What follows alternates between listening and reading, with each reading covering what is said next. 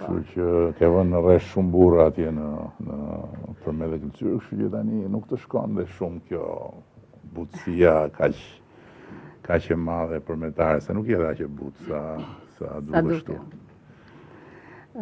Okej, unë quhem Anila Dimitri, si kurse dhe kryeministri e bëri prezantimin dhe vi nga Përmeti, nga qyteti i Trëndafilave. Unë jam një vajzë përmetare, lindur dhe rritur në Përmet, vi nga një familje tradicionale përmetare dhe nga një familje me prindër punëtor.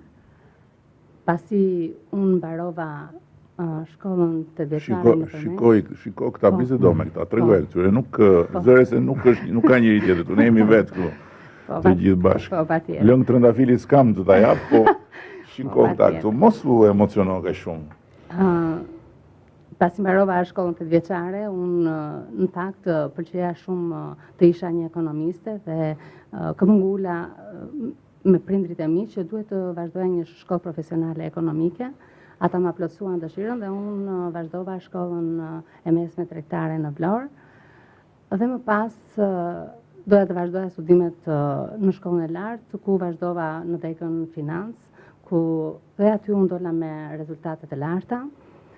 Pas ishte domethënë vitet të fillimit të demokracisë dhe unë pas marrimit të shkollës jam kthyer në Përmet.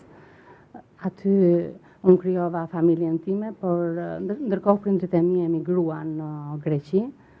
Më pas unë fillova punë për pak vite në ndërmarrjen e përpunim drurit në atë kohë si financiere. Por ajo u mbyll për shkak të reformave të ndryshme që u bën dhe më pas ne ngelëm të papunë, u detyruam me bashortin të emigronim për rreth 5 vite në Greqi. Punuam, u munduam të punonim, por nuk po gjenim veten aty.